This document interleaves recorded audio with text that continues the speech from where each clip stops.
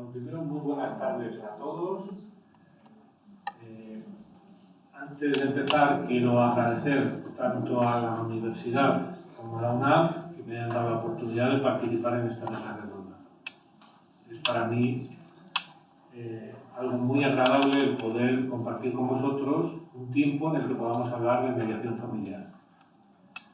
Antes de empezar mi exposición, debo confesaros que da cierto vértigo hablar de competencias parentales después de los ponentes que me han precedido en el uso de la palabra. De alguno de ellos, como es Raquel Amaya, conozco directamente la calidad de su trabajo profesional, ya que estuvimos juntos,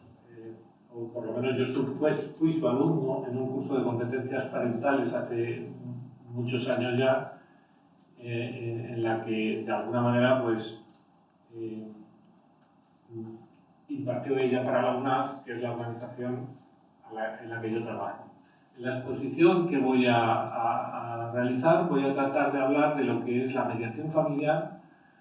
que es una intervención que se desarrolla habitualmente con familias que se encuentran en tránsito hacia una situación de monoparentalidad. Hablamos de las familias monoparentales, pero bueno, también hay las familias que están en ese tránsito hacia la monoparentalidad y que tienen también sus problemas específicos, los problemas relacionados con la transformación de un tipo de modelo de familia a otro tipo de modelo de familia totalmente diferente. Entonces, nosotros trabajamos con esas familias y yo voy a tratar también de desarrollar un poco los aspectos que tienen que ver con cómo la mediación familiar fomenta o potencia el ejercicio de una responsabilidad parental positiva o cómo de alguna manera favorece las competencias parentales de los participantes en una mediación familiar. Y es importante tener en cuenta que a la hora de hablar de mediación se habla de una intervención que se desarrolla en unas circunstancias concretas, aquellas en las que de una forma u otra impera una situación de conflicto. No hay mediación o no es posible la mediación si no existe un determinado conflicto.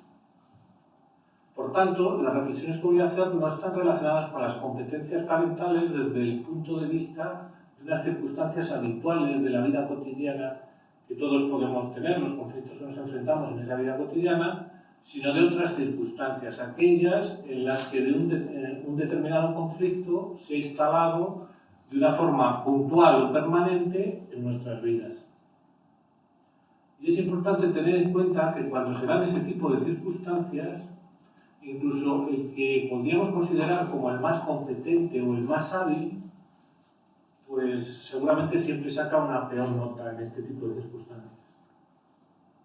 No sé cuántos de los que estáis aquí conocéis lo que es la mediación familiar. Hay algunos que sí que la conocéis y la conocéis mucho, ¿no?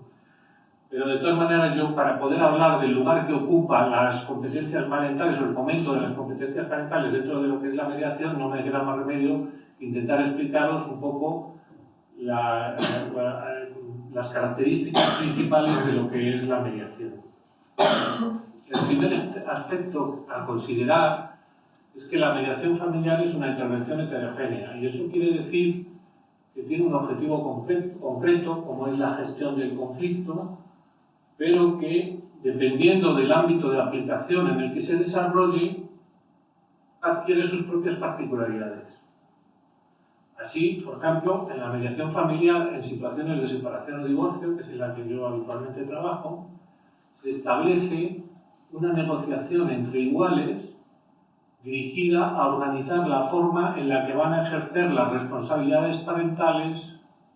una vez producida la ruptura, en el que se van a ejercer esas responsabilidades parentales. Mientras que cuando, por ejemplo, hablamos de mediación intergeneracional, estamos hablando de una negociación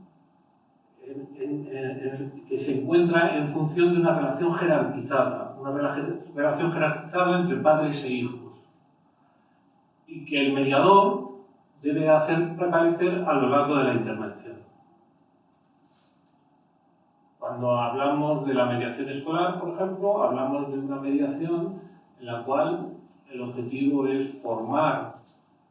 a alumnos, generalmente los líderes de las aulas,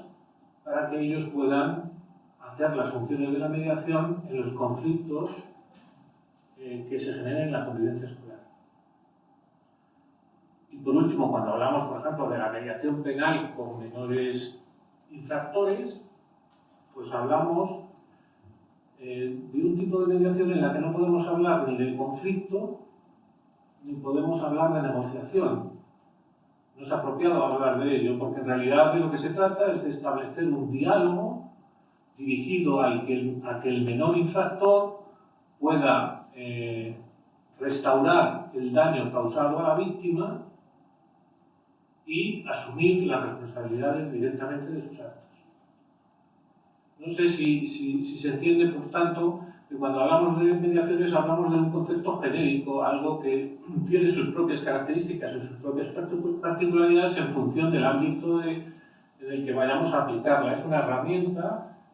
y nosotros, en función del ámbito del conflicto en el que vayamos a desarrollarla, va a tener sus propias particularidades. Y es esa la razón principal por la que podemos decir que el aprendizaje y el desarrollo de las competencias parentales en los procesos de mediación adquieren un sentido distinto en función también del ámbito de aplicación en que se realizan. Incluso es posible señalar que en un mismo ámbito de aplicación, como por ejemplo, vamos a poner un ejemplo, como por ejemplo las situaciones de separación o divorcio, el trabajo dirigido a fomentar la responsabilidad parental o las competencias parentales va a ser diferente en función del momento en el que se desarrolle la intervención. No es lo mismo el trabajo que se va a realizar en una mediación previa a la situación de la separación que en una mediación posterior a una situación de ruptura. En una mediación previa a la situación de separación, la intervención va a tener un carácter más preventivo y por lo tanto quizás estos temas relacionados con la parentalidad se van a tener que compartir con otros temas que preocupan a la familia, como pueden ser temas económicos o temas patrimoniales, y por lo tanto van a ocupar un menor espacio, mientras que en una mediación posterior a una situación de ruptura, cuando el conflicto lleva años gestándose, de alguna manera la mediación seguramente va a tener un carácter más paliativo. La intervención en este tema relacionado con la parentalidad va a tener un carácter más paliativo y, por lo tanto, va a ocupar un mayor espacio de tiempo. En todo caso, podemos decir que existen dos ámbitos de la mediación en la que los temas relativos al desempeño parental adquieren una especial relevancia. Esos temas son fundamentalmente la mediación en situaciones de separación, divorcio o cese de la convivencia y la mediación intergeneracional. El segundo aspecto a tener en cuenta es que la mediación familiar es una intervención totalmente estructurada que tiene un objetivo concreto, se rige por unos principios generales y está sometida a un marco, a una regulación legal. Marco legal que delimita claramente cuál es el papel que el mediador puede desempeñar en ese tipo de intervención y que, por tanto, impide que, aludiendo a una mediación, se pueda realizar cualquier otro tipo de intervención diferente. La mediación persigue un objetivo general y unos objetivos específicos que van a depender directamente de dos cuestiones, una del ámbito de aplicación en el que se desarrolle y otra de los modelos de la mediación en el que se embarque la actuación del mediador. Esos son los dos aspectos a considerar. Pues, por ejemplo, aquí tenemos los objetivos de la mediación en una situación en el que el ámbito de la aplicación es la separación o el divorcio. Entonces, el objetivo general sería posibilitar que los padres y madres elaboren por sí mismos las bases de un acuerdo mutuamente aceptado, que tengan en cuenta las necesidades de cada uno de los miembros de la familia, y en especial las de los hijos e hijas. Y luego hay una serie de objetivos específicos, como puede ser la reducción o limitación del conflicto, el restablecimiento o reajuste de la comunicación, es decir, la creación de un canal de comunicación parental libre de conflictos, modificar la actitud inicial de confrontación entre los participantes en la mediación, por una basada en la cooperación y búsqueda de soluciones a los problemas, de forma común, y el pasar de una negociación de posiciones a una negociación basada en los intereses comunes y las necesidades subyacentes. Digamos que estos serían los objetivos de una mediación en el ámbito de la situación de separación o divorcio. Además, está basada, decíamos también que esos son unos objetivos, pero también tenemos que tener en cuenta a la hora de fijar los objetivos el marco de actuación en el que se mueva el mediador. Y dentro de la mediación existen diferentes modelos o escuelas de mediación que hay que tener en cuenta. Por ejemplo, aquí en esta transparencia podéis ver un poco, en esta presentación, podéis ver un poco cuáles son los modelos, los tres modelos fundamentales de mediación. Uno que es el modelo tradicional lineal de Harvard, otro el modelo transformativo de Bussy-Forber y otro el modelo circular narrativo de Saracov. La diferencia fundamentalmente entre los modelos, aparte de otras, tiene que ver con las metas y los objetivos que persiguen. De alguna manera, hay modelos en el que los mediadores que se adscriben un poco a ese tipo de modelo, pues lo que buscan es la consecución del acuerdo. El objetivo fundamental del modelo tradicional lineal de Harvard es conseguir el acuerdo. Mientras que hay otros modelos en los que lo realmente importante es modificar la pauta de la relación existente entre las partes en litigio. Este sería el objetivo de una persona que se circunscribirá más al modelo transformativo de Bussy-Forber. Y luego está el modelo circular narrativo, que es un modelo intermedio en el que es importante lograr acuerdos, pero no es la única meta posible, y Saracov lo que intenta de alguna manera es también intentar influir en las dinámicas de relación existentes entre las partes en litigio. Para ello, lo que va a hacer es elaborar una serie de intervenciones dirigidas a modificar el significado o interpretación que cada una de las partes del litigio ha hecho con respecto al origen del conflicto, y va a elaborar una interpretación o una historia alternativa que permita legitimar a esas dos partes, la posición de ambas partes en ese conflicto. Además, la mediación está basada en unos principios